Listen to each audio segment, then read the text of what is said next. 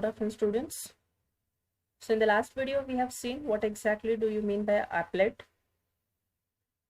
then what exactly the applet skeleton, then how to create an applet by extending the applet class, by seeing examples for handling mouse events, keyboard events. So today we'll see the another way of creating the applet, which is nothing but a swings. So we'll see first a definition. Swing is a set of classes that provides more powerful and flexible graphical user interface components than does the AWT. As already we have seen, AWT is nothing but an abstract window toolkit, which is also used to create the graphical user interface. So that is the first way of creating the applet, and second way is a swing. So next we'll see the origin of a swing. So first we'll see the difference between the AWT and a swing. AWT, it has a limited graphical user interface components, whereas in Swing it supports more flexible and powerful graphical user interface components. Then Swings provides another feature called as look and feel of a component. So the look and feel of a component is defined by the platform, not by the Java. Here the look and feel of a component is defined by the Swing, not by the platform. Because the AWT components use native code resources, they are referred to as heavyweight, whereas Swing components are lightweight. Why it is called as a lightweight, we'll see in detail in the next part. Heavyweight component is always rectangular and opaque, whereas lightweight component is transparent, which enables non-rectangular shapes. So this is what exactly the difference between the AWT and the Swing. So there are main two key features of a Swing. First one, we call it as a lightweight component. Another is a pluggable look and feel. So Swing components are called as lightweight components. This means that they are written entirely in Java and do not map directly to platform specific peers. Because lightweight components are rendered using graphics primitives, they can be transparent, which enables non-rectangular shapes. Lightweight components are more efficient and more flexible. Then Swing supports a pluggable look and feel, which is called as PLAF. Because each Swing component is rendered by using Java code rather than the native peers, the look and feel of a component is under the control of a Swing. As the each and everything in a Swing we are writing by using the Java, not by any other programming language. So that's why it is called as pluggable look and feel component. This fact means that it is possible to separate the look and feel of a component from the logic of a component. It becomes possible to change the way that a component is rendered without affecting any of its other aspects. It is possible to define a look and feel that is consistent across all the platforms. So next we'll see one architecture. We call it as a model view controller architecture. So what exactly it is? We'll see. In general, a visual component is a composite of three distinct aspects. So when you will see the applet window where you'll be displaying many number of components. So these components, how exactly will be look like on the screen, how they have to react to the user, what exactly the state of information. So based on that, it is called as composite of three distinct aspects. The way that the component looks when rendered on the screen. Second, the way that the component reacts to the user. The state information associated with the component.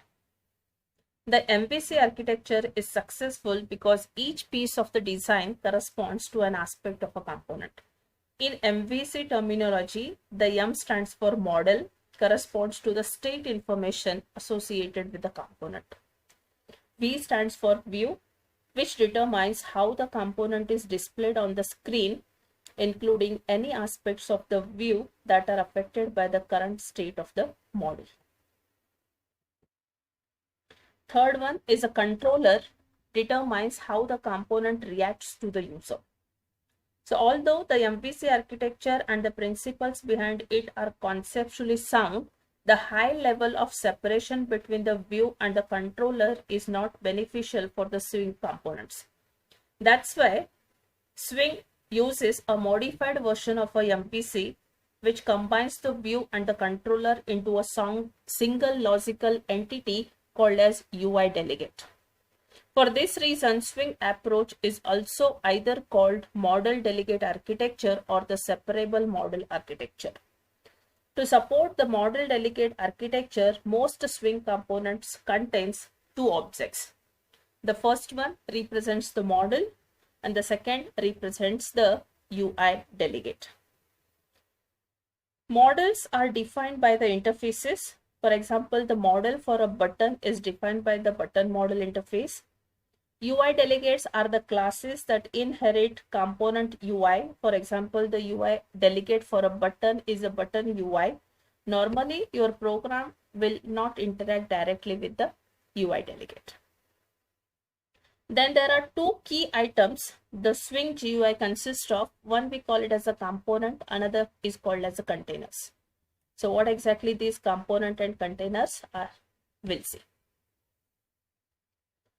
A component is an independent visual control such as push button or a slider, etc. In general, Swing components are derived from the JComponent class. JComponent class provides the functionality that is common to all components, and all of the Swing components are represented by classes defined within package javax.swing. So the following table shows the class names for the Swing components. So we have JApplet, JButton, JCheckbox, JCheckbox menu item, JColor chooser, JCombo box, JComponent, JDesktop pan, JEditor pan, JInternal frame, JFrame, JDialog, JList, JMenu. So many are there. So by using these components, we are going to create the Swing applets. Next, come to the container. Container holds a group of components. A container is a special type of a component that is designed to hold other components. So Swing defines two types of containers. First one is called as top level container. So under this top level containers, we will be having JFrame, JApplet, JWindow and JDialog. These containers do not inherit JComponent. They do inherit the AWT classes component and container. Then these top level containers are heavyweight. A top level container must be at the top of the containment hierarchy. A top level container is not contained within any other container. So the second type is called as lightweight containers. The lightweight containers do inherit JComponent. An example of a lightweight container is a JPanel, which is a general purpose container. Lightweight containers are often used to organize and manage group of related components because a lightweight container can be contained within another container. Thus, you can use lightweight containers such as JPanel to create subgroups of related controls that are contained within an outer container. So, first one is a top level container in which you will be able to have any number of components. Second one is a lightweight container, which is, for example, is a JPanel. You can go for using that one if you want to create the subgroup of a related controls. Then the top level container panis. Each top level container defines a set of panis. At the top of the hierarchy, it is an instance of a JRoot pan. It is a lightweight container whose purpose is to manage the other panis. It also helps manage the optional menu bar. The panis that comprise the root pan are called glass pan, the content pan, and the layered pan. The glass pan is the top level pan. It sits above and completely covers all other pans. The glass pan enables you to manage mouse events that affect the entire container or to paint over any other component. The layered pane is an instance of a J-layered pan. The layered pan allows components to be given a depth value. This value determines which component overlays another. The pan with which your application will interact the most is the content pan, because this is pan to which you will add the visual components.